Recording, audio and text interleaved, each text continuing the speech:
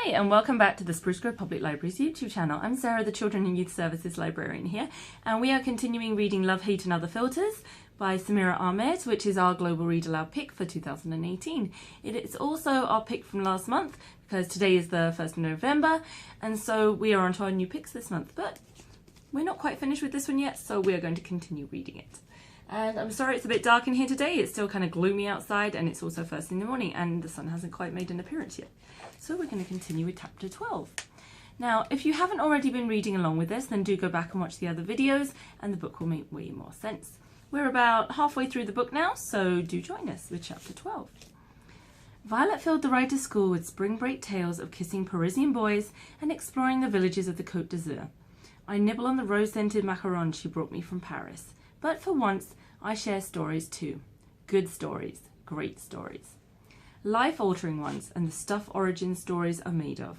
I devour the last macaron as we turn down Senior Hall. That's when I see Amber and Kelsey, two of Lisa's best friends, leaning against my locker, arms crossed in front of their chests, scowling. They both wear the matching cinnamon brown manes in perfect shiny ponytails that would make my mom weep with joy. We've been in school together since 6th grade, and in that entire time, I probably exchanged 15 words with both of them combined, if that. You can usually find them huddled with Lisa every morning, laughing or gossiping until Lisa breaks away to walk to class with Phil. When they see me, their scowls only deepen and they both straighten up. My laughter comes to an abrupt halt. Amber steps forward with one hand on her jutting right hip as Violet and I approach my locker. She stares down at me. "You know what I think?" and she begins. "That your parents shouldn't have given you a stripper name," Violet responds. I stifle an anxious chuckle, because Violet always has my back. But sometimes she escalates before I even know if the situation calls for escalation. Amber's mouth opens to a perfect O of surprise. I put my hand on Violet's elbow and pull her back a couple of inches. "What do you guys want?" I ask. I notice we're drawing the attention of a few people in the hall. Luckily, it's still a bit early, so Senior Hall isn't at full capacity. Amber clears her throat and tries again, face sour, jaw tight. "Maya, don't even think about going to prom with Phil." I laugh out loud. I expected them to hurl homewrecker insults at me, so this is actually a relief. "That's why you came over here all shirty?" "What's shirty?" Kelsey asks, disgusted. Violet speaks up before I can respond. "It's none of your damn business who Maya goes to prom with." "Wait, why are you even bringing this up? Isn't Phil taking Lisa to prom?" I ask. My heart starts beating faster. Amber and Kelsey look at each other nervously. Amber shrugs and lowers her voice.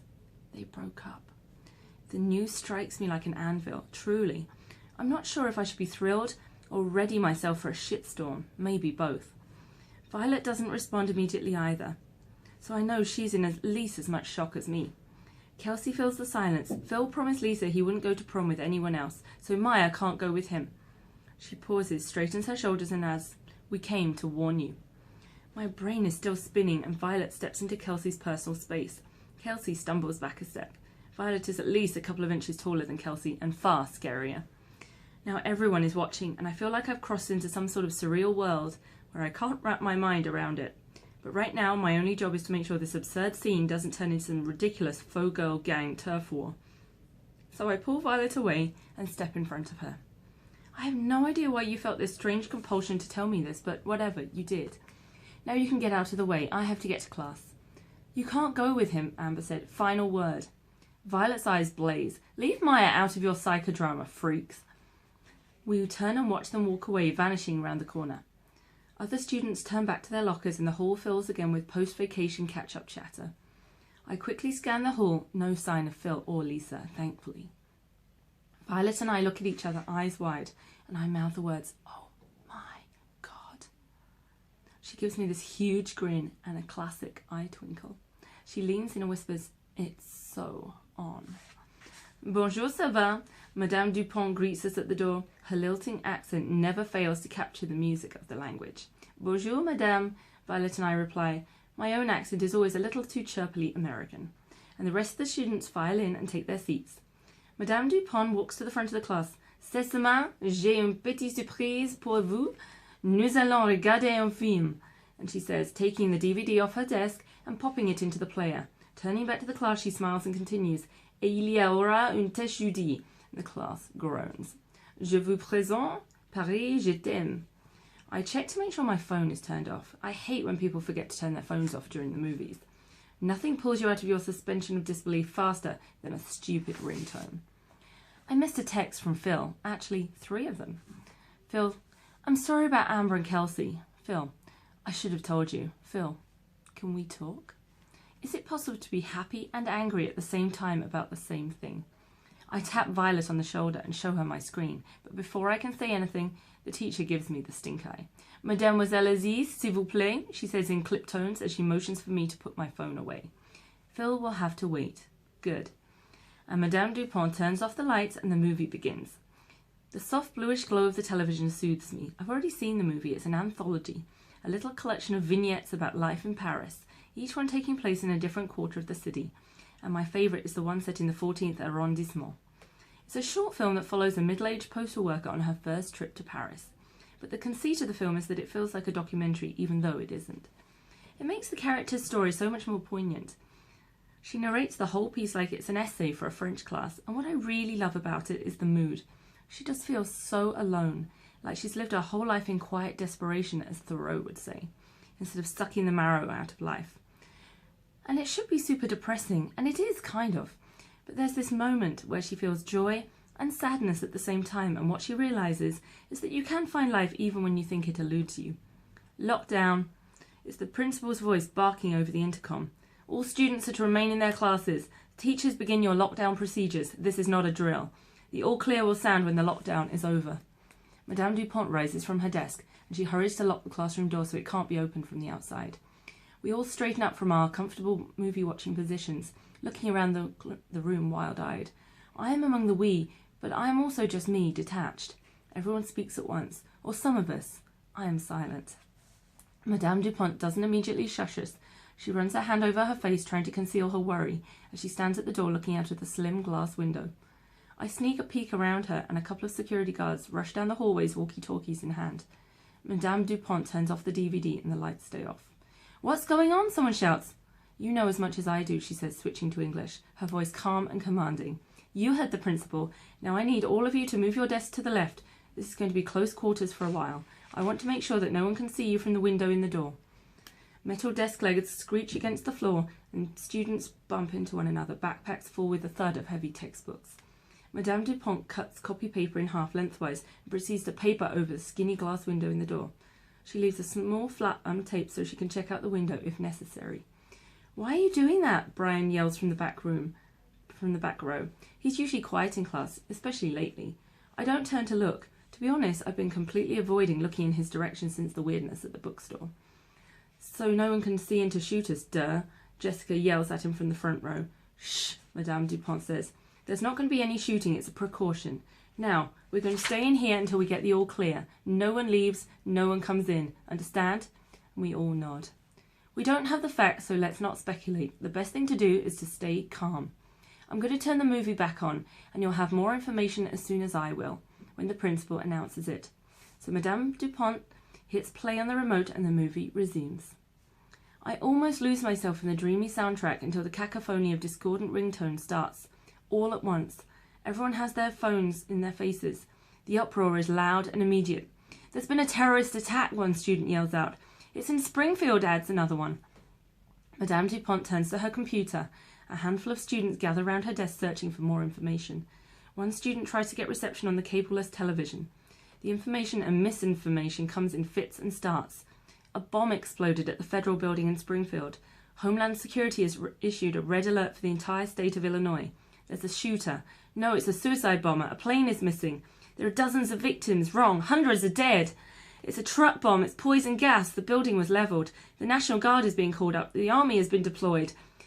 The president has been moved to an undisclosed location. All schools and government buildings are on lockdown. No one is allowed in or out. Parents are at the school doors demanding to get their kids. Police are stationed at the entrances of the high school.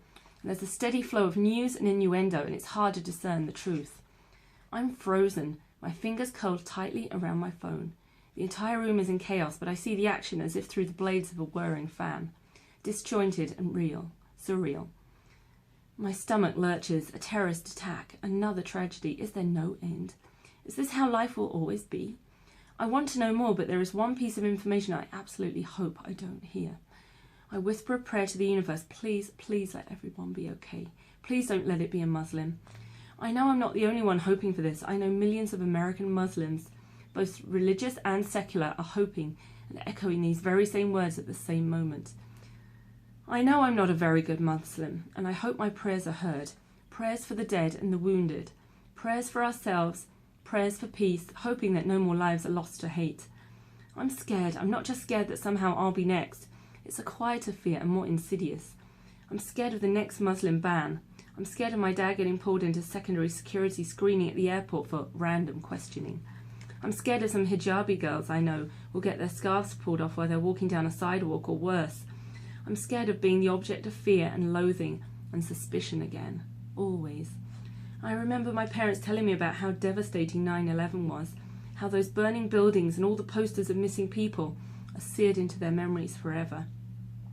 Hina thinks that was the tipping point when the Islamophobia went mainstream and became fodder for campaign slogans. It left American Muslims to fight for their Americanness and their beliefs. I know that Hina says about all of it, about not giving in to fear, and I'm trying to hold on to that.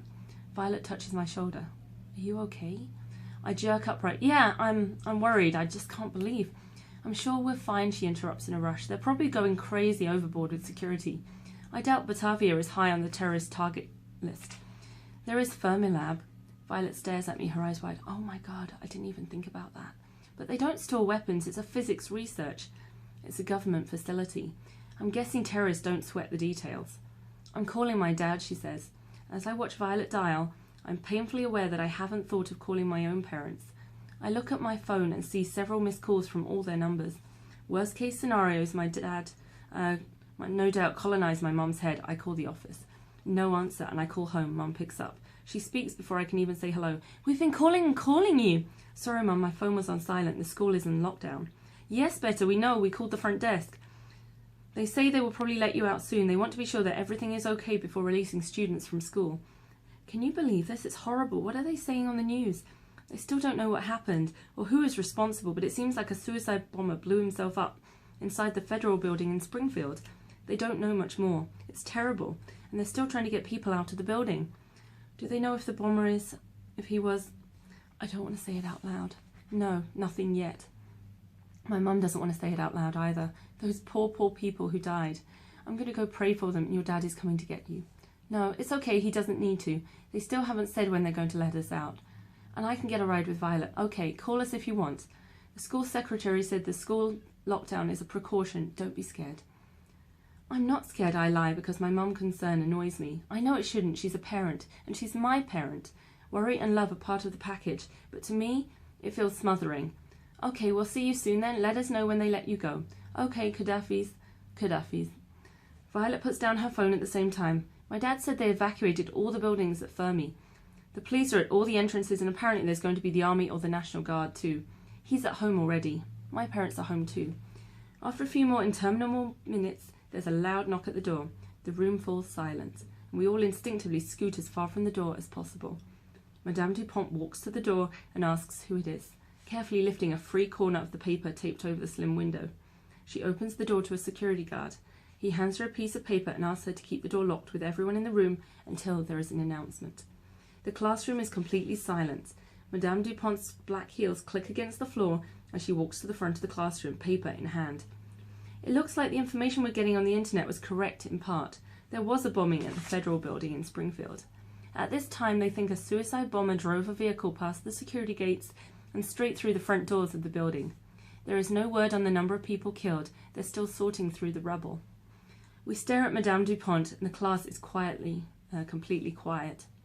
A couple of students cry, and someone finally asks, "Are we under attack?"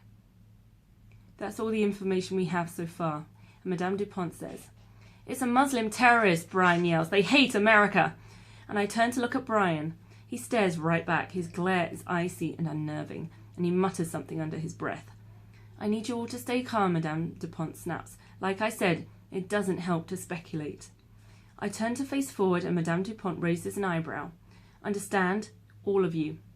I'm sure the authorities will release information when they have it. Now, as far as lockdown, there should be an announcement soon to dismiss everyone. They're going to let you out class by class. Freshmen will be first, then the sophomores next, and you'll take a bus home. All the buses will be lined up at the front of the building waiting for you. If you drive, please go to your cars and leave the back parking lot immediately. No loitering. It takes almost 30 minutes to get to us. We all hurry to Senior Hall, rushing by the grim faces of the school staff that line the corridors. Police and school security roam the halls. Senior Hall hums, the air is thick with anxiety. We gather up our books and follow the stream of seniors exiting the hallway. I see Lisa at Phil's locker sobbing, her head buried in his chest. Phil has one arm around her upper back and his other is stiff at his side. Our eyes meet and he holds my gaze. A vice clamps its jaws around my heart. The scene is a perfect metaphor. Phil stands at the edge of the frame in the film of my life, slightly out of focus. There's a girl in his foreground, but it's not me, and the distance between us ever widening. I hook my arm through Violet's, and as we walk down the hall, I have the distinct sense that we're leaving a tiny, crumbling world behind us. We step outside into the brash light of another world I can't possibly understand. And that's the end of our chapter. Thanks for joining us.